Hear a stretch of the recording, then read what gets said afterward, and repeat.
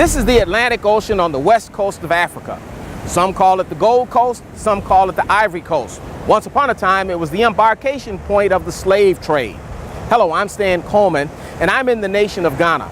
And I'm traveling with the Hope for Tomorrow Foundation as they come to take a look at the healthcare needs of this nation.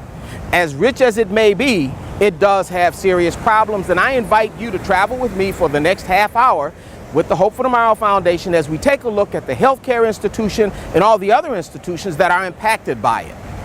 Cape Coast, Ghana sits right on the shores of the Atlantic Ocean at what is called Guinea Bay. In fact, the ocean is right across the street from the Metropolitan Hospital of Cape Coast. While to us it may be picturesque, for them the sea is the enemy, because the sea is salt water, and salt water corrodes. The problem we face here most of the time is our proximity to the sea. Because of that, we have a lot of corrosion of most of our equipment. Equipment break down. Now, if you are very careful, you realize that most of our air conditioners are not even working. Sometimes when they open them, full of salt. But there's a lot of salt. We're just about 400 meters from the sea. So the problem we face here is many infrastructure, old wards, more equipment, and frequent breakdown because of the proximity to the sea.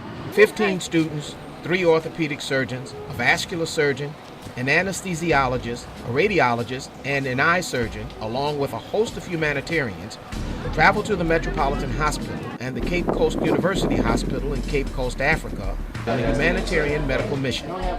Many of them traveled last year on the mission to Haiti. When they arrived, 500 people were there to receive free medical surgery. There were men, women, children, old and young. They came with all manner of ailments, some due to accidents, some due to poor medical attention, and some they were born with.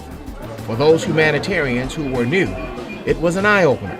For those who traveled last year, there were immediate comparisons. I think it's interesting in that the socioeconomic conditions, the need for the work we do there was equal to what we'd seen in Haiti. But the hospital had much more modern equipment. I got part of the day to walk around, and they're very organized, which I didn't see in some of the other countries. Very helpful, very nice people, but yet had a great need for us. Well, it was very similar, a lot of the things to Haiti, but it's a lot cleaner than Haiti, and there's better equipment and more organization. There wasn't as much chaos as there was last year, but the surgeries were similar, and we did a lot of the same things, and it was also just a really great experience. I really was fortunate to come. But I've noticed there's a lot less victims of motorcycle accidents this year. Last year we saw a lot of broken legs, mainly femurs from people who had been in accidents on their motorcycles. This year it's been a lot more congenital defects and older injuries that never healed properly. So it's been a different experience. I've been to Armenia with the program, and I've also been to Haiti with the program. Here in Ghana, it's definitely a lot different than Armenia. Just very different lifestyle, very different type of people. And as far as in Haiti goes, it was very similar, but also very dissimilar in a lot of ways. So it's definitely cool to see all the different places and be able to compare and contrast them, and it's definitely been a good experience. I've been on this trip to Armenia, and then last year I went to Haiti. And in some ways it's very similar. The people are very excited to have us here. They're very desperate for these surgeries.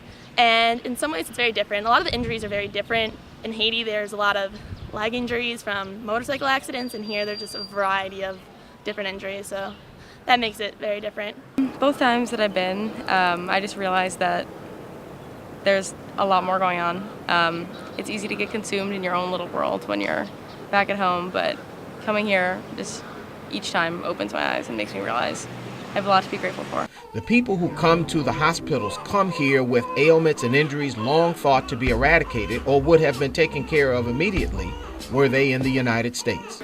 A lot of problems that we would have taken care of in the United States at a very early age here get pushed off. And then a lot of problems that are just too difficult for their healthcare system to handle, so there's just no option for them.